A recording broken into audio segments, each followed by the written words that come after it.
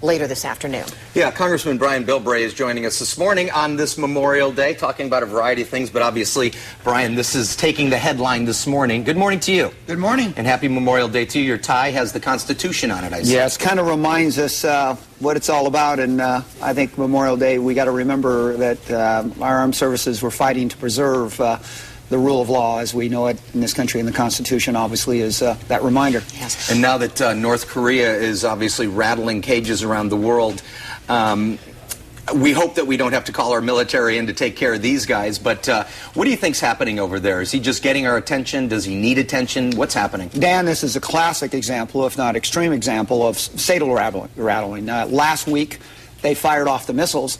You've got people firing off the whole concept of intimidation and blackmail using weapon systems to do that. And, you know, Korea is an extraordinary example of the failure of socialism, the failure of the communist system. These two big thugs that pass the crown from the father to the son and maintain their structure. And Korea is so dilapidated that the people are escaping into China to try to just feed themselves because they're starving in Korea under this corrupt regime that spends its money at creating a situation that the only way for us to survive is to have a bomb that we can extort from the rest of the world. And if we give in to this extortion, every two-bit dictator around the world is going to say, the way you do it, you move this. And we've already seen that possibility moving with Iran. Yeah, interesting, because the guy in Iran, Ahmadinejad, actually is condemning North Korea on this deal. Well, so China and Russia and Iran, I mean, that's amazing. It's amazing how far out and isolated from modern cultural experience Korea has become. It is literally the rogue of the rogues. And a lot of people were shocked when a former president talked about Korea being one of the bad guys out there. Now, those are harsh words. I think history is starting to prove that those weren't harsh words. They were very truthful prophecy of exactly what was coming down the pipe. President Obama said in his statement that the international community must stand up to North Korea. What do you envision happening? The UN is going to be meeting, their Security Council, an emergency meeting today. What kind of sanctions or what will happen next? Sandra, let me be frank with you. It scares me to death if we're relying on the UN. Let's just say it. Ever since Korea, what has the UN really done to take on tyranny? And it's really been very weak. That is where the NATO, the UN, you know, I would choose NATO. And I think we saw that with the genocide in Europe, that the UN talked a lot, but it took NATO and the United States to step in. I think we've got to see countries like Japan, NATO, the United States, and China talk about, look, we need to confront this issue. We need to confront it straight on, because we're going to set the example for every other two-bit country that wants to play this. If we allow them to prosper by this extortion game, then you're going to have it again. That's why you don't negotiate with terrorists, and that's exactly what we have here. A terrorist state that has the atomic bomb and has missiles to deliver it. This is exactly the whole concern that we've been talking about for the last few years when it comes to this part of the world. So do you retaliate? What is the move? What is the next move? It's hard to say where you go on this. Basically, trade has always been the angle, but you need to isolate.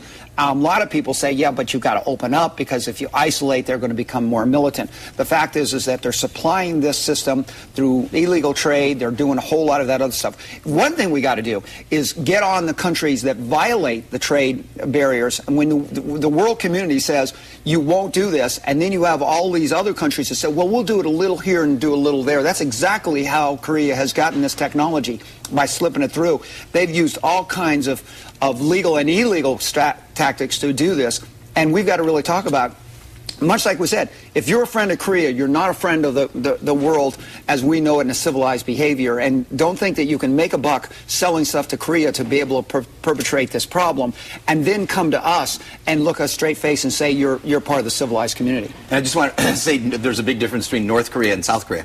Absolutely. South Korea is a thriving economy, I mean, a world leader. I mean, there's a fence that separates these two countries. I've been there. I've stood on that fence. Extraordinary difference. It's just phenomenal. And you see the other side, people are starving, and there's a militaristic communist regime. And on this side, they're making the best products in the world, and you know, Samsung and televisions and shipping and air. It shows that freedom not only works for the individual, but freedom works for the entire culture and society because freedom allows the individual to produce for the greater good, rather than the concept of the old Karl Marx that everybody must be in straight little rows and the individual must be sacrificed. We found that wealth, prosperity, and freedom are all tied together. And that's what we are celebrating today on this Memorial Day. How are you spending the day? Well, I've got to spend this morning with my wife. We're going to actually go to Mount Soledad and have an event there, and then we're going to Point Loma to the Rosecrans Cemetery and have an event there, and hopefully we'll see a lot of things. One of the things we're looking forward to is Bob Filner and I will be giving a presentation, but